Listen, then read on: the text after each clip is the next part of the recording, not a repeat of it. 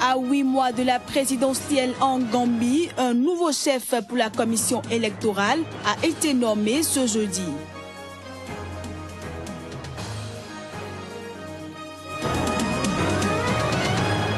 En République démocratique du Congo, la question de l'interprétation de l'article 70 de la Constitution divise le camp présidentiel et la majorité. Et puis au Zimbabwe, plus de 2000 personnes ont manifesté hier à Harare contre le président Robert Mugabe.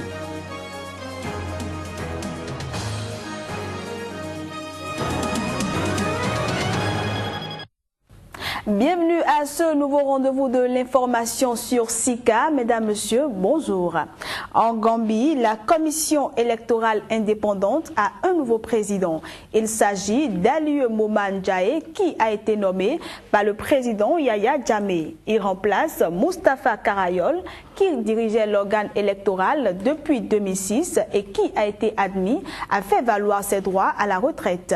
En tant que nouveau chef de la commission électorale indépendante, Alieu Momar Ndiaye aura à diriger l'organisation de la prochaine élection présidentielle, un scrutin au tour unique fixé au 1er décembre et qui sera suivi des législatives en avril 2017.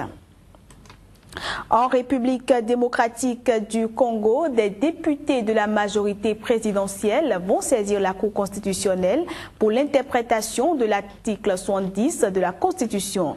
Une interprétation qui divise le camp présidentiel et la majorité, alors que la perspective de la tenue de l'élection présidentielle prévue en novembre s'éloigne de plus en plus. En effet, cet article de la loi fondamentale dispose qu'à la fin de son mandat, le président de la République reste en fonction jusqu'à l'installation effective du nouveau président élu. Mais les opposants estiment que si la présidentielle n'est pas organisée dans les délais, le président Joseph Kabila devra quitter le pouvoir et laisser la place au président du Sénat qui serait chargé de mener une transition, le temps d'organiser une nouvelle présidentielle. On reste en République démocratique du Congo où, dans son rapport du mois de mars, le directeur du Bureau conjoint des Nations Unies aux droits de l'homme en République démocratique du Congo, José Maria Aranaz, relève une importante augmentation du nombre de cas de violation des droits humains dans le pays. Une hausse attribuée essentiellement aux agents de l'État. Cette augmentation inquiète le BCNUDH car ces actes de restriction de la liberté de la presse pourrait avoir de l'influence négative sur le processus électoral en RDC. Il intervient sur des propos recueillis par Yeyet Mavinga Nzaou. Dans le mois de mars, le Bureau conjoint des Nations Unies aux droits de l'homme a enregistré 410 violations des droits de l'homme dans le territoire de l'RDC, qui représente une augmentation par rapport au mois de février. Les agents de l'État ont été responsables pour la majorité des violations des droits de l'homme. Ils ont commis 65% de violations dans le mois de mars.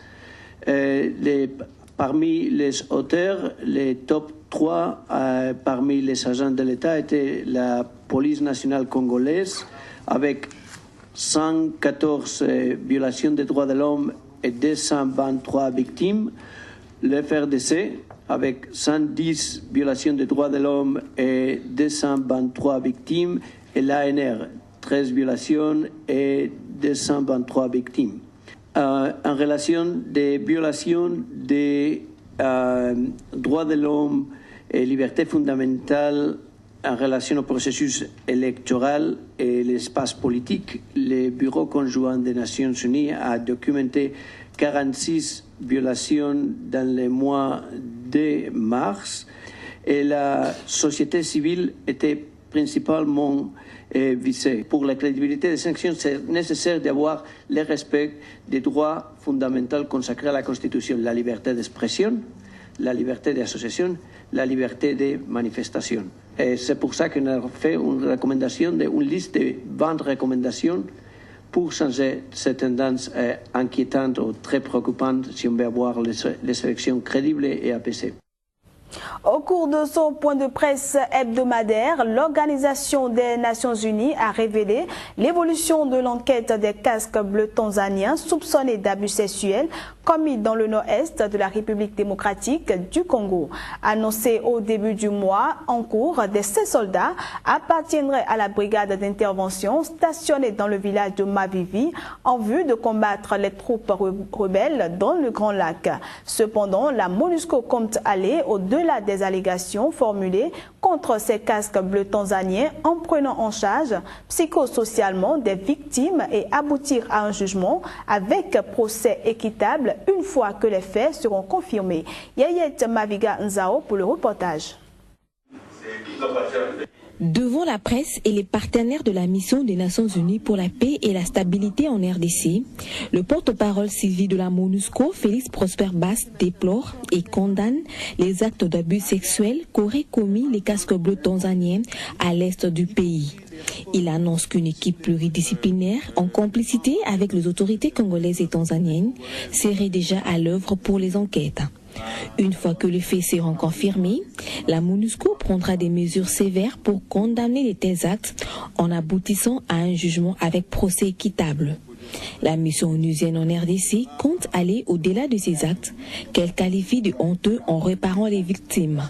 Et une fois que les faits reprochés ou les allégations seront confirmés, évidemment, des mesures vigoureuses seront prises. Car, comme je l'ai dit tantôt, une série de mécanismes ont été mis en œuvre jusqu'au jugement, à des procès qui peuvent se tenir ici. Et c'est dans ce cadre-là que cette mission tanzanienne a été déployée pour juger in situ afin que les victimes puissent avoir droit à un procès équitable. Quant à la mission de l'envoyé de l'Union africaine, Edem Konjo, en RDC, pour faciliter le dialogue national, la MONUSCO reste positive face à sa feuille de route.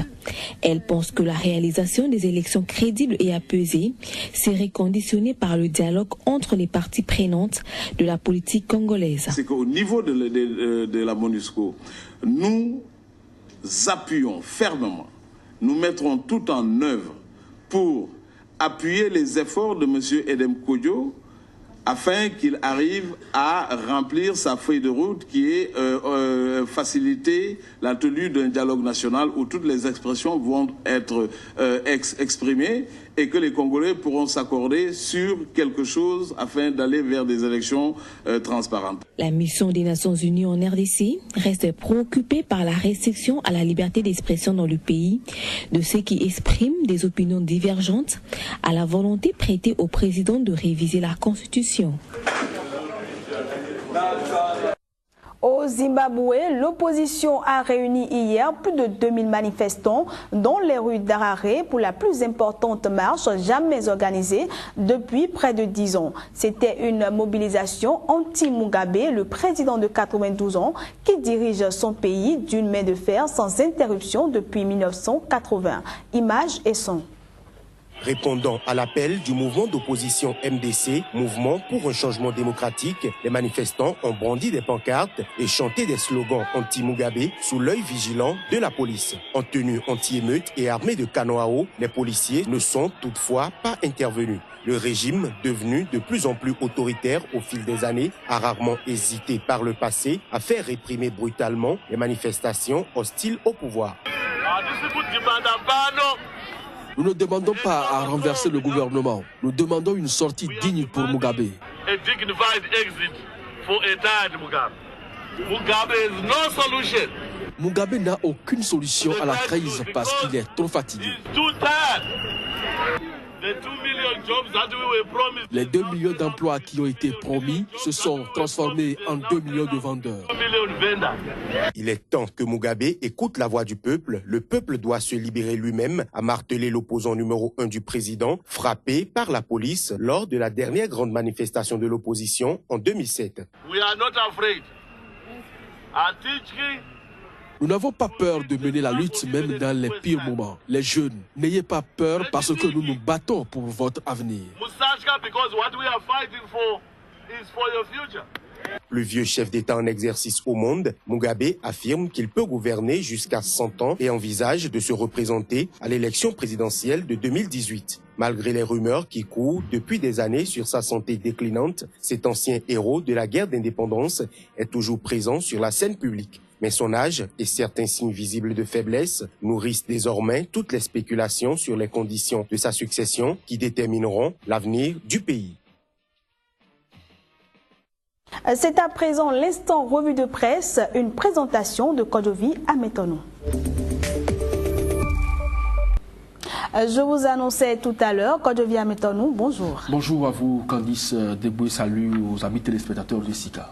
La revue de presse de ce jour prend en compte 3 pays, à savoir le Bénin, le Gabon et la Guinée. Et on démarre donc par le Bénin où le patronat salue et promet son accompagnement au régime en place. Une bonne nouvelle en ce début de mandat qui s'annonce chaude.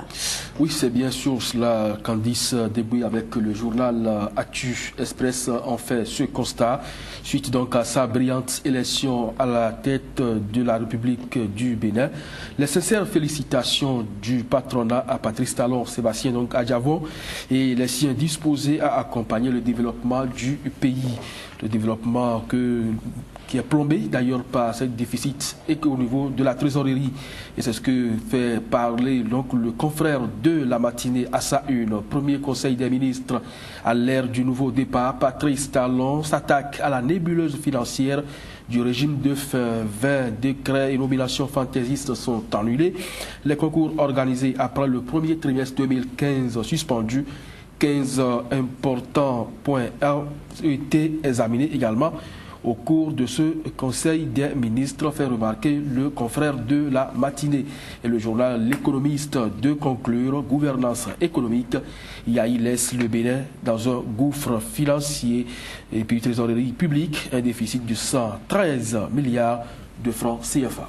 À Libreville, l'an 1 du décès d'André Oba Abam a été commémoré dans la sobriété. Oui, André Oba Obam, c'est cet opposant historique donc, du régime gabonais qui est décédé il y a 1 an. Et effectivement, avec Gabon Actu, cette information est relayée. Premier anniversaire de la mort d'André Ba Obam. C'est bien sûr lui qui est appelé AMO. C'est bien sûr commémoré dans la prière à Libreville. Toute autre actualité, c'est avec Gabon Time que nous retrouvons donc cette information. Le président prône désormais une égalité des chances. C'est donc le nouveau mode de vie exemplaire Made in Gabon avec la photo du président Ali Ben Bongo avec celle plutôt d'un enfant qui est en train de sourire et donc c'est l'égalité des chances désormais au Gabon. Avec Gabon Echo, c'est bien sûr la présence sur les réseaux sociaux au Gabon qui préoccupe les acteurs politiques à la veille de l'élection présidentielle en vue dans ce pays. Et puis les Guinéens semblent ne pas se retrouver dans la gouvernance de Condé. Les manifestations de rue se poursuivent dans le pays. Oui, Candice, c'est ce qu'il faut retenir avec guinéematin.com qui parle de ville morte et présente donc le visage de la ville de Madina ce jeudi, c'est bien sûr donc hier. La ville de Madina présente un statut de ville pratiquement triste à la une du site guinéematin.com avec Guinée 7, le pouvoir d'Alpha Condé face à cette turpitude. C'est donc le constat fait par ce site également parlant de cette morosité que traverse le pays avec Guinée Live. C'est bien sûr une interrogation, une grosse interrogation d'ailleurs. Est-ce que le président Alpha Condé serait rattrapé par son passé, s'agissant bien sûr de dossiers de corruption qui entravent donc davantage le développement économique du pays. Kojovi Ametonou, merci pour cette revue de presse. C'est moi qui vous remercie et souhaite par la même occasion un bon week-end à nos téléspectateurs. Et voilà, mesdames, messieurs, ainsi prend fin cette édition. Merci à tous de l'avoir suivi et excellent week-end.